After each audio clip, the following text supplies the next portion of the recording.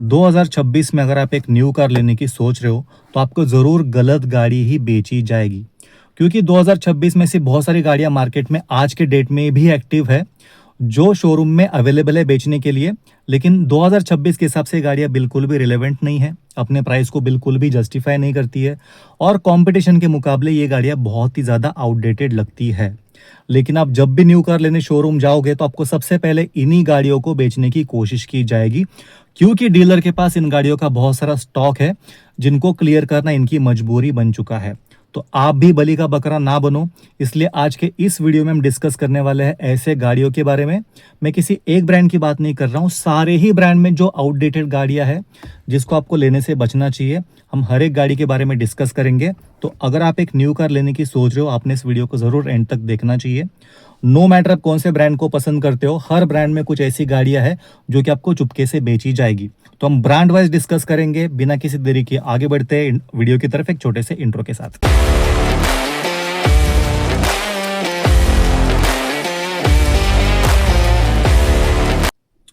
जैसे कि मैंने कहा कि हम हर ब्रांड के बारे में डिस्कस करने वाले हैं। हर ब्रांड में जो आउटडेटेड गाड़ियां है जो आपको चिपकाने की कोशिश की जाएगी और आपको उससे बचना चाहिए, हम उन गाड़ियों के बारे में डिस्कस करने वाले हैं। लेकिन वीडियो में आगे बढ़ने से पहले आप सभी से एक रिक्वेस्ट है। जैसे कि आप सभी को पता है, हमने एक इनिशिएटिव लिया है जहाँ पे हम गरीब बच्चों के एजुकेशन के लिए उनके स्कूल बुक्स में, स्कूल यूनिफॉर्म्स में हेल्प करते हैं और साथ में जो सीनियर सिटीजन्स है उनके मंथली मेडिसिन में भी हम कंट्रीब्यूट करते हैं। तो आपका एक छोटा सा सपोर्ट, आपको करना कुछ नहीं है, केवल 1 सेकंड का टाइम निकालना है, चैनल को सब्सक्राइब करना है और आपके सपोर्ट से जो भी हमको रेवेन्यू मिलता है हम पूरा एक अच्छे कॉज के लिए स्पेंड करते हैं। तो आपसे हाथ जोड़ के रिक्वेस्ट है, आपको अगर वीडियो अच्छा लगा प्लीज़ चैनल को सब्सक्राइब कीजिए और वीडियो को एक छोटा सा लाइक दे दीजिए। उसके साथ हमने कुछ फ्री सर्विसेज भी स्टार्ट की है जिसका हम कोई चार्ज लेते नहीं है। जैसे कि हमने फ्री कंसल्टेशन स्टार्ट किया है। अगर आप कोई भी एक न्यू कार परचेस करने वाले हो तो आपको सिर्फ कमेंट में आपका बजट लिखना है और आपके टॉप 3 प्रायोरिटीज़ लिखनी है और आपकी सिटी लिखनी है। तो आपके रिक्वायरमेंट के हिसाब से जो भी सबसे बेस्ट गाड़ी होगी उसको हम रिकमेंड करने की कोशिश करेंगे, जिसका हम कोई भी चार्ज आपसे नहीं लेते हैं।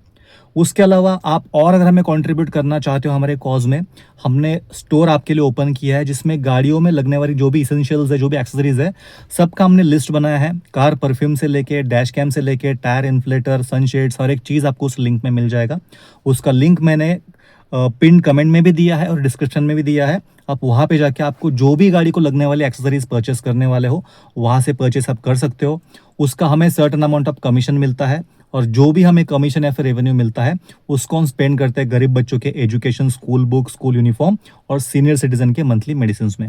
सो ज़्यादा आपका टाइम वेस्ट नहीं करते हैं, सीधा आगे बढ़ते हैं और देखते हैं कौन कौन सी गाड़ियाँ हमारे लिस्ट में आज आने वाली है। सो यूजुअली क्या होता है, हम किसी वीडियो में एक या फिर दो ब्रांड के बारे में बात करते हैं तो उसके फैंस काफ़ी ज़्यादा बुरा मान जाते हैं। तो आज हमने डिसाइड किया हम किसी एक ब्रांड के बारे में बात नहीं कर रहे हैं, सारे ही ब्रांड्स में जो गाड़ियाँ रिलेवेंट नहीं है हम उनके बारे में बात करेंगे ताकि किसी एक को बुरा ना लगे।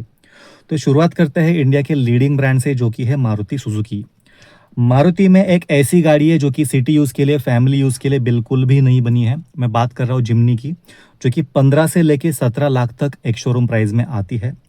अगर आप एक प्योर ऑफ रोडिंग के पर्पज से ही गाड़ी ले रहे हो तो जिम्नी फिर भी सेंस करती है। लेकिन अगर आपको मैक्सिमम सिटी में चलाना है, फैमिली के लिए आप गाड़ी ले रहे हो तो ये गाड़ी बिल्कुल भी प्रैक्टिकल नहीं है।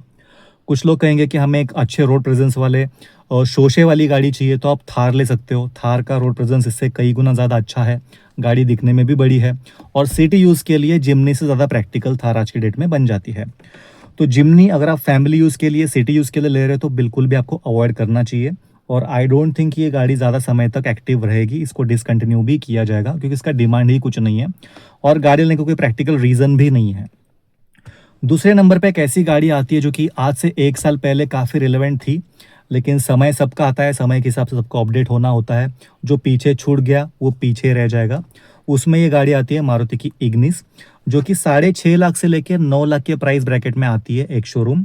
आप इसी प्राइस में अगर मारुति की ही गाड़ियाँ देखोगे तो आपको इसके एक सेगमेंट ऊपर की गाड़ियाँ भी दिखेगी जिसमें बलेनो आती है, स्विफ्ट है या फिर आप फ्रॉन्क्स का बेस मॉडल भी ले सकते हो। तो जब आपको सेम प्राइस में एक सेगमेंट ऊपर की गाड़ियाँ मिल रही है बेटर सेफ्टी के साथ, बेटर फीचर्स के साथ, बेटर स्पेस के साथ, तो आपको ऐसे में इग्निस को भी अवॉइड करना आज के डेट में बेटर ऑप्शन बन जाता है। इग्निस नो डाउट एक बहुत ही अच्छी गाड़ी, बहुत ही प्रैक्टिकल गाड़ी है, लेकिन जब हम ऑल्टरनेटिव्स के पास देखते हैं सेम प्राइस बकेट में, तो इग्निस आपको आज की डेट में रिलेवेंट नहीं लगने वाली है। उसके बाद एक ऐसी गाड़ी है, जब से लॉन्च हुए तब से लेके आज तक मुझे कभी रिलेवेंट लगी नहीं, मैं बात कर रहा हूँ एस्प्रेसो की। ना इसका रोड प्रेजेंस अच्छा है, ना ये गाड़ी सेफ्टी के मामले में अच्छी है, ना इसकी स्टेबिलिटी अच्छी है, ना इसमें ज़्यादा फीचर्स है। तो किसी भी एक्सपेक्ट में ये गाड़ी कभी मुझे प्रैक्टिकल लगी नहीं। प्राइसिंग की अगर मैं बात करूँ तो 4.5 लाख से लेके 6,30,000 तक इसकी प्राइसिंग जाती है एक शोरूम। आपको सेम प्राइस में ऑल्टो K10 आती है, जिसकी स्टेबिलिटी K10 एक्सप्रेसो से कहीं ज़्यादा अच्छी है। या फिर आपको सेलेरियो भी मिल जाती है, या फिर आप सीधा वैगनार भी ले सकते हो। अगर आपको हाइट का इशू है, आपको हाइटेड गाड़ी चाहिए, तो आप ट्राइड एंड टेस्टेड वैगनार भी देख सकते हो। तो सेलेरियो आज की डेट में किसी भी एस्पेक्ट में प्रैक्टिकल गाड़ी है नहीं, और ये भी हो सकता है आने वाले समय में डिसकंटिन्यू हो जाए, क्योंकि वैगनार, सेलेरियो या फिर ऑल्टो, इन गाड़ियों के सामने ये गाड़ी आज की डेट में प्रैक्टिकल नहीं लगती है, आउटडेटेड लगती है, इररिलेवेंट भी लग जाती है। तो आपको एस्प्रेसो को भी अवॉइड करना चाहिए।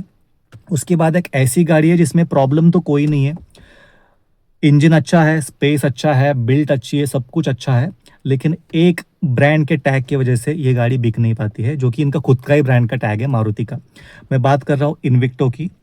इन्विक्टो बेसिकली इनोवा है, या फिर आप इसको वाना भी इनोवा कह सकते हो। तो लोग कहते हैं कि यार अगर इनोवा ही लेना है तो ओजी इनोवा ही क्यों ना लिया जाए, टोयोटा वाली। ये मारुति का लोगो लेके 30-35 लाख स्पेंड करना बिल्कुल भी वर्थ लोगों को नहीं लगता है। और जब आप दोनों गाड़ियों को कंपेयर करते हो, इन्विक्टो और इनोवा, तो आपको इनोवा की रीसेल वैल्यू ज़्यादा मिलेगी इन्विक्टो से। तो ऐसे में आपको यही अगर गाड़ी लेनी है तो ओजी इनोवा ही लेना बेटर है। आप इस गाड़ी को भी 30-35 लाख के प्राइस बकेट में अवॉइड कर सकते हो, ये रिलेवेंट नहीं है। गाड़ी वैसे तो रिलेवेंट है, लेकिन जहाँ पे इसको पोजीशन किया गया है और जिस गाड़ी के अगेंस्ट पोजीशन किया गया है, उसके चलते आपको इस गाड़ी को लेने से बचना चाहिए। आप सीधा टोयोटा इनोवा ले सकते हो, और ये गाड़ी मारुति में लेने का कोई सेंस भी वैसे बनता नहीं है। रिलायबल तो टोयोटा भी है। उसके बाद हम बात करेंगे Hyundai की। Hyundai की एक चीज़ में तो तारीफ़ करनी पड़ेगी, गाड़ियाँ टाइम टू टाइम अपडेट करते रहते हैं, और मोस्टली समय के हिसाब से इनके पास ज़्यादा रिलेवेंट गाड़ियाँ नहीं रहती है, सारी गाड़ियाँ अपडेटेड ही रहती है। टाइमली गाड़ी का फेसलिफ्ट लॉन्च करता है, नया जनरेशन लॉन्च करता है। तो 2026 में भी इनके लाइनअप में ऐसी कोई गाड़ी है नहीं जिसको इररिलेवेंट या फिर आउटडेटेड कहा जा सके। सिर्फ एक गाड़ी है जो कि एक्स्टर, मैं ये नहीं कहूँगा कि बिल्कुल ही मना कर दो, लेकिन ये एक ही गाड़ी है जिसके ऊपर क्वेश्चन किया जा सकता है, क्योंकि इसके काफ़ी ज़्यादा बेटर ऑल्टरनेटिव्स है, जो कि आपको ज़्यादा सेफ्टी प्रोवाइड करता है, ज़्यादा अच्छा इंजन प्रोवाइड करता है, और ज़्यादा आपको स्पेस भी प्रोवाइड करता है। तो एक्स्टर एक ऐसी गाड़ी है जो कि Hyundai के लाइनअप में थोड़ी बहुत पिछड़ी हुई आपको दिखेगी। उसके बाद हम बात करेंगे टोयोटा की। टोयोटा के लाइनअप के बारे में बात करें तो ये भी अपने लाइनअप के ऊपर काफ़ी ज़्यादा रिसर्च करती है, और सारी ही गाड़ियाँ टाइम के साथ अपडेटेड रखती है, डिमांड के हिसाब से अपडेटेड रखती है। बहुत ज़्यादा फीचर ना देखे भी ये टाइम के साथ अपनी गाड़ियों को रिलेवेंट रखती है। इस चीज़ के लिए टोयोटा को भी पूरे क्रेडिट्स देने पड़ेंगे। तो आज की डेट में टोयोटा की कोई भी गाड़ी हमारे रिसर्च के हिसाब से आउटडेटेड या फिर इररिलेवेंट नहीं है, चाहे वो खुद की इन हाउस टोयोटा हो या फिर मारुति वाली टोयोटा हो। दोनों में भी जो इनकी लाइनअप है, इसमें कोई भी गाड़ी आउटडेटेड या फिर इररिलेवेंट नहीं लगने वाली है। उसके बाद हम बात करेंगे इंडियन ब्रांड टाटा की। टाटा में सबसे जो ज़्यादा आउटडेटेड या फिर इररिलेवेंट ब्रांड है जो कि रिसेंटली लॉन्च हुआ था, जो कि है टाटा की कर्व। ये बहुत ही कंफ्यूज्ड अप्रोच के साथ गाड़ी लॉन्च की गई है। इसको कौन से सेगमेंट को टारगेट करना है, क्या इसका ऑडियंस बेस है, किसके साथ कंपटीशन करना है, कुछ भी क्लैरिटी नहीं है, और उसी का रिजल्ट यहाँ पे सेल्स नंबर्स में भी दिख रहा है। लगभग ये 11 लाख से लेके 23 लाख के प्राइस बकेट में गाड़ी आती है, और लेस डिमांड के चलते आने वाले समय में हो सकता है टाटा इसको डिसकंटिन्यू कर दे, या फिर सिर्फ ईवी वाले अवतार में लॉन्च कर दे। इसके ऊपर कोई क्लैरिटी है नहीं, लेकिन सेल्स फिगर को देख के मुझे लगता है कि इस गाड़ी को भी आपने अवॉइड करना चाहिए। इसमें बहुत सारे आपको ऑल्टरनेटिव्स मिल जाएंगे सेम प्राइस बकेट में, इवन टाटा में भी मिल जाएंगे। उसके बाद टाटा की सब 4 मीटर में गाड़ी आती है टाटा टिगोर, जिसको बहुत ज़्यादा अपडेट की ज़रूरत थी, लेकिन अभी समय निकल चुका है, अभी अपडेट दे के भी कुछ फ़ायदा है नहीं। लगभग 6.5 लाख से लेके 10 लाख के रेंज में ये गाड़ी आती है। एक तो इन गाड़ियों के ऊपर कैब का वैसे भी टैब लगा हुआ है, और जब कैब की बात आती है, अमेज और डिज़ायर इसके कई गुना आगे निकल चुकी है, ये कंपटीशन में कहीं पर भी नहीं लगती है। आप इसी प्राइस में नेक्सॉन का बेस वेरिएंट देख सकते हो, या फिर आप पंच भी देख सकते हो, जो कि सेम प्राइस में 6.5 लाख से लेके 12 लाख के रेंज में आपको पंच भी मिल जाती है, जो कि इससे ज़्यादा अपडेटेड व्हीकल है। और ज़्यादा रिलेवेंट लगती है 2026 के हिसाब से। उसके अलावा टाटा के नेक्सॉन को छोड़ के जो भी सीएनजी लाइनअप की गाड़ियाँ हैं, टिगोर हो, टियागो हो, पंच हो, ये बहुत ज़्यादा आपको अंडर पावर्ड फील होगी। मैं सिर्फ सीएनजी की बात कर रहा हूँ, नेक्सॉन के अलावा बाकी सारे टाटा के सीएनजी लाइनअप को लेने से आपको बचना चाहिए। अगर आपको सीएनजी गाड़ी ही चाहिए तो मारुति से बढ़िया सीएनजी का कोई अल्टरनेटिव आज की डेट में इंडिया में तो नहीं है। रिलायबल भी है और आज की डेट में सेफ्टी भी प्रोवाइड कर रही है। तो सीएनजी अगर आपको गाड़ी लेनी है तो अच्छे पावर, अच्छे परफॉर्मेंस के साथ आपको मारुति की गाड़ियाँ बेटर रिलायबिलिटी ऑफर करेगी। सो सीएनजी में अगर लेना होगा तो टाटा नेक्सॉन एक अच्छा ऑप्शन है। नेक्सॉन के अलावा टाटा की बाकी गाड़ियाँ उतनी अच्छी आपको नहीं लगने वाली है। इसमें अपडेट की बहुत ज़्यादा ज़रूरत है, खास करके इंजन में। अगले ब्रांड की तरफ चलते जो कि है महिंद्रा। महिंद्रा की स्कॉर्पियो क्लासिक एक ऐसी गाड़ी है जो कि सदियों से चलते आ रही है। इसमें कोई मेजर अपडेट है नहीं, थोड़े बहुत कॉस्मेटिक चेंजेस को छोड़ के। लगभग 16 लाख से 21 लाख के प्राइस ब्रैकेट में गाड़ी आती है। इस प्राइस ब्रैकेट में दुनिया भर के आपको ऑप्शंस मिल जाएंगे, एडवांस फीचर्स के साथ में, एडवांस लुक के साथ में। ये गाड़ी इमोशनल होके लेना एक अलग चीज़ है, लेकिन अगर प्रैक्टिकली सोचोगे तो इस गाड़ी में कुछ भी नहीं है। ना इसमें आपको सेफ्टी मिलेगी, ना आपको स्टेबिलिटी मिलेगी, ना आपको फीचर्स मिलेंगे, आपको कुछ भी नहीं मिलता है। सिर्फ इसकी प्राइस हर साल बढ़ते जाती है और लोग इमोशनल होकर इसको ले भी लेते हैं। अगर आपको स्कॉर्पियो ही चाहिए तो स्कॉर्पियो एन एक बहुत बढ़िया ऑप्शन है जो कि टाइम के साथ अपडेट भी होता जा रहा है।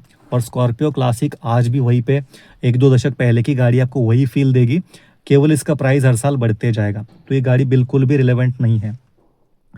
उसके बाद महिंद्रा की 2 और गाड़ियां हैं, बोलेरो नियो और बोलेरो नियो प्लस। अब आपको बोलेरो ही लेनी है तो आप ओजी बोलेरो ले लो। अगर आपको कोई भी फीचर्स नहीं चाहिए, आपको सिर्फ बड़े स्पेस वाली गाड़ी चाहिए, आपको गांव में, विलेजेस में चलानी है, तो बोलेरो ले सकते हो। अगर आपको फीचर्स चाहिए तो आप स्कॉर्पियो एन ले सकते हो। ये गाड़ी बीच में फंसी है। इसमें आपको ना बहुत ज़्यादा पावर मिलने वाला है। ये गाड़ी वही आज से 10 साल 15 साल पहले की गाड़ी का आपको फील देगी। ये 2026 में बिल्कुल भी रिलेवेंट आपको नहीं लगने वाली है। उसके बाद एक गाड़ी प्राचीन काल से चलते आ रही है जो कि मराजो। इसको क्यों नहीं लेना चाहिए, इसका कोई अलग से मैं आपको रीज़न बताऊंगा नहीं, सबको पता है, लेकिन फिर भी शोरूम में गाड़ी अवेलेबल है। अगर गलती से किसी ने चिपका दिया अच्छा ऑफर देके तो आपको इस गाड़ी को बिल्कुल भी लेना नहीं चाहिए। अगले ब्रांड की बात करते हैं, जर्मन ब्रांड की, जो कि है स्कोडा। स्कोडा के लाइनअप में एक गाड़ी रिसेंटली अभी फेसलिफ्ट अवतार में लॉन्च हुई है और बहुत लोगों के कान खड़े हो जाएंगे। मैं बात कर रहा हूँ स्कोडा कुशैक की। कुशैक में वैसे तो आपको सब कुछ ही मिलता है, गाड़ी को टाइमली अपडेट भी किया गया है, आपको सारे फीचर्स भी मिलते हैं, टॉप नॉच सेफ्टी मिलती है, इसका ड्राइविंग परफॉर्मेंस बहुत बढ़िया है, स्टेबिलिटी बहुत अच्छी है। सब कुछ होते हुए भी गाड़ी रिलेवेंट नहीं है, क्योंकि इसका रीज़न स्कोडा खुद ही है। इनके ही लाइनअप में एक सेगमेंट नीचे स्कोडा की काइलैक आती है। अगर हम दोनों के प्राइस को कंपेयर करें तो कुशैक लगभग 12.5 से लेके 22 लाख तक एक शोरूम प्राइस में आती है। वहीं पे जो काइलैक का टॉप मॉडल है आपको 15,20,000 में मिल जाता है, टॉप एंड वेरिएंट सारे फीचर्स के साथ में। अब आप कहोगे कि यार कुशैक तो एक सेगमेंट ऊपर की कार है, आपकी बात बिल्कुल सही है, लेकिन दोनों को अगर आप कंपेयर करोगे तो कुशैक केवल कुछ लंबी है काइलैक से। हाइट में या फिर चौड़ाई में काइलैक कुशैक से बड़ी है, सिर्फ लंबाई में कुशैक से काइलैक छोटी है, वो भी कुछ अब यहाँ पे बहुत बड़ा गेम आता है टैक्स का, क्योंकि काइलैक सब 4 मीटर की गाड़ी है, 4 मीटर के अंदर है, तो इसके ऊपर टैक्स उतने ज़्यादा नहीं लगते जितने कुशैक के ऊपर लगता है। कुशैक के ऊपर जो टैक्सेस लगते हैं उसके कारण ये गाड़ी वैसे भी 2.5 से 3 लाख रुपए महंगी हो जाती है। और जो आप एक्स्ट्रा 2.5 लाख 3 लाख पे कर रहे हो वो गाड़ी के लिए पे नहीं कर रहे हो, आप टैक्स के ऊपर पे कर रहे हो। तो अब प्रैक्टिकली अगर आप सोचोगे तो चंद के लिए आप कई लाख पे कर रहे हो, और आप जो कई लाख पे कर रहे हो उसके बदले में आपको चीज़ें कुछ भी नहीं मिलने वाले, कुछ के अलावा। जैसे कि मैंने कहा कि काइलैक से कुशैक हाइट में भी छोटी है, विड्थ में भी छोटी है, थोड़ा उसका व्हील बेस लंबा है, और रियर स्पेस में नो डाउट कि थोड़ा सा आपको स्पेस ज़्यादा मिलने वाला है। अगर आपको स्पेस ही प्रायोरिटी है, आपको लेग रूम ज़्यादा चाहिए, ज़्यादा स्पेस चाहिए, तो आप स्लाविया ले लो। स्लाविया भी कुशैक से 1-1.5 लाख रुपए आज की डेट में सस्ती आती है। और आप कुशैक को अपने सेगमेंट के दूसरे कार से अगर कंपेयर करोगे तो ये कार हमेशा छोटी लगेगी। ये 4 मीटर के ऊपर की कार होने के बावजूद भी सब 4 मीटर कार लगती है। आप क्रेटा से कंपेयर करो, एलिवेट से कंपेयर करो, आप किसी भी गाड़ी से कंपेयर करो, आपको कुशैक वैसे भी छोटी लगने वाली है। तो आप इतने 2.5 लाख 3 लाख 4 लाख रुपए एक्स्ट्रा स्पेंड करके भी आपको उसके बदले में कुछ नहीं मिलने वाला है। उससे अच्छा काइलैक एक बहुत बढ़िया ऑप्शन बन जाता है, आपके 3-4 लाख रुपए सेव भी हो जाते हैं, और केवल कुछ का ही फ़र्क है। और अगर आपको साइज़ ही मैटर करता है, आपको ज़्यादा लेग रूम चाहिए, ज़्यादा स्पेस चाहिए, तो आप स्लाविया क्यों नहीं लेते हो। स्लाविया वैसे भी कुशैक से 1.5 लाख 2 लाख सस्ती आ रही है आज के डेट में। मैं प्री फेसलिफ्ट की बात कर रहा हूँ। तो अगर आपको स्पेस चाहिए तो स्लाविया, अगर आपको सेम आपको एसयूवी वाला फील चाहिए तो आप काइलैक ले सकते हो। तो इन दोनों गाड़ियों के बीच में कुशा कहीं न कहीं फँस गई है, उसके वजह से कुशा आज की डेट में रिलेवेंट नहीं लगती है। इसके अलावा बाकी सारी गाड़ियाँ अपडेटेड है स्कोडा की। अगले ब्रांड की तरफ चलते हैं जो कि है वोक्सवैगन। वोक्सवैगन का भी सेम इश्यू है, इनकी जो टाइगून है, जो कि सेम कुशैक ही है, वोक्सवैगन ब्रांड के साथ आती है। इसके साथ भी सेम कहानी जुड़ी है, अपने सेगमेंट में सबसे छोटी गाड़ी लगती है। और अगर आपको एसयूवी लेनी है तो आप काइलैक ले सकते हो स्कोडा की। अगर आपको स्पेस ज़्यादा चाहिए तो आप वर्टस ले सकते हो या फिर स्लाविया ले सकते हो। तो ये रीज़न से ये भी गाड़ी कहीं न कहीं कैलकुलेशन में फँस जाती है। अगले ब्रांड की बात करेंगे जो कि है होंडा। होंडा के लाइनअप में वैसे भी 3 ही गाड़ियाँ हैं, तो हम बात करेंगे आउटडेटेड गाड़ी किन के लाइनअप में कौन-सी है। तो सबसे पहले हम बात करेंगे होंडा के सिटी की। सिटी के सेगमेंट की अगर बात करें सेडान सेगमेंट की, तो वैसे भी ये सेगमेंट कंप्लीटली डेड था।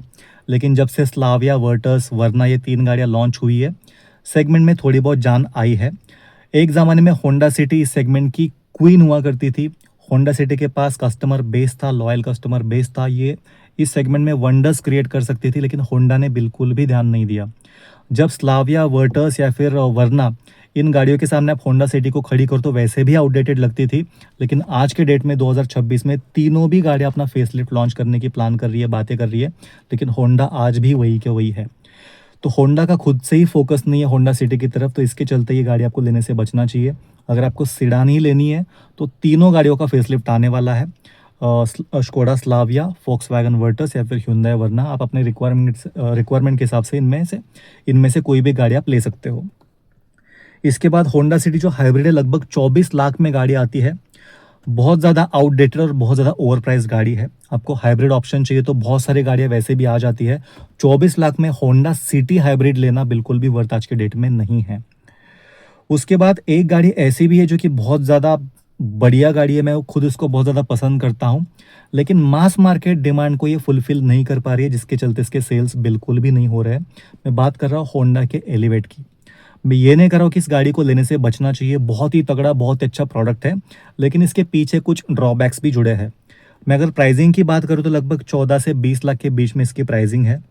इसका जो एनए इंजन है, नॉन टर्बो इंजन है, अपने सेगमेंट का सबसे बढ़िया, रिलायबल और सबसे क्विकेस्ट इंजन होंडा एलिवेट में लगा है। इसका गियर बॉक्स और इंजन वैसे भी काफ़ी रिलायबल है, आपको एकदम पीस ऑफ माइंड मिलता है।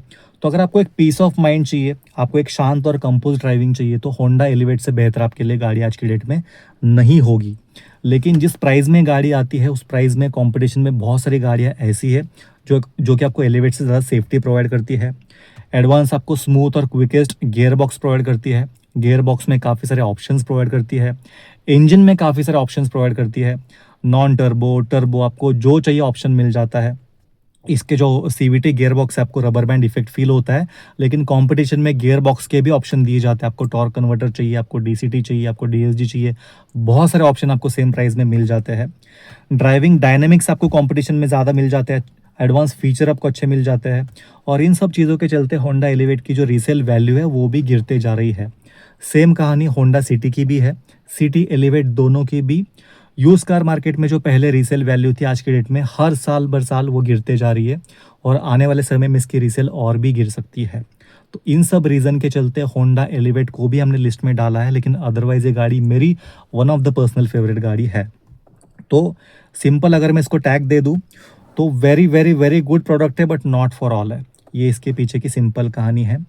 अब इसमें काफ़ी सारे होंडा फैंस ये कहेंगे कि यार ये तो नो नॉनसेंस गाड़ी है, हमें फीचर से कोई मतलब नहीं है, इसका इंजन बहुत अच्छा है, ये ड्राइवर्स कार है। लेकिन ये वही फैंस थे जब होंडा सिटी में और एलिवेट में एडास आया था, तो इसको ग्लोरीफाई करते थे कि बहुत बढ़िया टेक्नोलॉजी है, एडवांस टेक्नोलॉजी है। तो आप पहले डिसाइड कर दो कि आपको टेक्नोलॉजी चाहिए या फिर आपको नहीं चाहिए। तो खैर होंडा ने ये सब चीज़ें देनी चाहिए थी, एडवांस फीचर देने चाहिए थे, और हर एक चीज़ देने में होंडा कैपेबल भी है, बट पता नहीं इंडियन मार्केट की तरफ होंडा इतना लेज़ी क्यों बन चुका है। इसके बाद बची सिर्फ अमेज। अमेज में एज सच कोई प्रॉब्लम नहीं है, ठीक ठाक बिक भी रही है और रिलेवेंट भी है, लेकिन इसका कंपटीशन है सीधा डिज़ायर से, जो कि आज की डेट में कई गुना ज़्यादा बिक रही है। तो आपको अमेज को भी जल्दी से अपडेट करना पड़ेगा। आप एक ही गाड़ी को लेके सर्वाइव कर रहे हो इंडियन मार्केट में, उस गाड़ी को एटलीस्ट आपको टाइमली अपडेट करना चाहिए, टाइमली फेसलिफ्ट उसका लाना चाहिए। उसके बाद हम बात करेंगे किया की। किया में 2 गाड़ियाँ ऐसी है जो कि आउटडेटेड हो चुकी है। सबसे पहले कैरेंस है। अगर आपको कैरेंस ही लेनी है, वैसे तो इनके काफ़ी सारे वेरिएंट को ऑलरेडी बंद कर दिया गया है और ये गाड़ी कंप्लीटली डिसकंटिन्यू हो जाएगी, लेकिन अभी भी शोरूम में इन गाड़ियों को बेचा जा रहा है जहाँ जहाँ पे स्टॉक अवेलेबल है। अगर आपको कैरेंस ही लेनी है तो आप कैरेंस क्लैविस क्यों नहीं लेते हो, ये उसी का अपडेटेड वर्जन है, तो आपको ज़्यादा फीचर्स मिलेंगे, आपको अपडेटेड गाड़ी मिलेगी। तो कहने का सारांश ये है कि आपको लेनी है तो क्लैविस लीजिए, कैरेंस को अवॉइड कीजिए। उसके बाद सोनेट एक ऐसी गाड़ी है जो कि गाड़ी बहुत ही अच्छी है, लेकिन उसके फेसलिफ्ट का या फिर नए जनरेशन का वेट करना चाहिए। अगर आपको सिमिलर गाड़ी चाहिए तो आप Hyundai वेन्यू की तरफ देख सकते हो। सोनेट अच्छी गाड़ी है, लेकिन आपको वेट करना चाहिए इसके अपडेट होने का, क्योंकि आने वाले 1-2 साल में करंट जो सोनेट है वैसे भी आपको पुरानी लगने लगेगी, आउटडेटेड लगने लगेगी। उसके बाद हम बात करेंगे MG की। MG में ईवी छोड़ के आपको कोई भी गाड़ी नहीं लेनी चाहिए, चाहे वो हेक्टर हो, हेक्टर प्लस हो, एस्टर हो। ना इनके इंजन में कोई दम है, ना इसमें कोई माइलेज मिलता है, ना आपको रीसेल मिलता है, ना इसको कुछ अपडेट किया जा रहा है। तो MG के पेट्रोल डीजल गाड़ियों को अवॉइड करना ही बेटर है आने वाले समय में। आपको MG की गाड़ी अगर लेनी है तो आप सिर्फ और सिर्फ ईवी की तरफ देख सकते हो। उसके बाद वही रेनो और निसान आ जाती है। इन दोनों में अगर मैं रेनो की बात करूँ तो काइगर है, जिसका 1 लीटर 3 सिलेंडर इंजन बहुत ही बकवास, बहुत ही अंडरपावर्ड इंजन है, जो कि आज भी बेचने की कोशिश की जाती है। आपको बिल्कुल ही लेने से बचना चाहिए। सेम आपको इंजन मिलता है मैग्नाइट के भी 1 लीटर में 3 सिलेंडर इंजन मिलता है। दोनों ही गाड़ियाँ सेम इंजन के साथ आती है। जितने प्राइस में आ रही है उसके बदले में थोड़ा बहुत अच्छा इंजन दे सकते थे। गाड़ियाँ तो वैसे भी आउटडेटेड हो चुकी है, इसका फेसलिफ्ट आने की कोई भी खबर नहीं है। तो आपको रेनो की क्विड, काइगर और निसान की मैग्नाइट, तीनों गाड़ियों का आपको अवॉइड करना चाहिए 2026 में। और निसान की एक और गाड़ी जो कि 55 से 60 लाख के रेंज में आती है, जो कि एक्सट्रेल, इसको लेने का कोई भी आज की डेट में सेंस नहीं बनता है। तो इन गाड़ियों को आपको लेने से बचना चाहिए। और एक ब्रांड की बात करूंगा, इस ब्रांड के सारे ही गाड़ियों को आपको लेने से बचना चाहिए, जो कि ये जीप। कोई भी गाड़ी आज के डेट में रिलेवेंट नहीं है किसी भी सेगमेंट में, तो हम ज़्यादा उसके बारे में बात वैसे भी नहीं करेंगे, लोग उसको वैसे भी ज़्यादा खरीदते नहीं हैं। तो आज का वीडियो काफ़ी लंबा ऑलरेडी हो चुका है। आपको वीडियो कैसे लगा प्लीज़ कमेंट करके बताइए, और आप कौन से टॉपिक के ऊपर वीडियो देखना चाहते हो प्लीज़ हमें सजेस्ट कीजिए। और आप अगर कार परचेस करने वाले हो, अगर आपको सजेशन चाहिए, प्लीज़ आपका बजट, आपके रिक्वायरमेंट और सिटी हमें कमेंट करके बताइए, हम ज़रूर आपकी हेल्प करने की कोशिश करेंगे। मिलते हैं अगले वीडियो में, तब तक के लिए bye bye, take care and drive safe.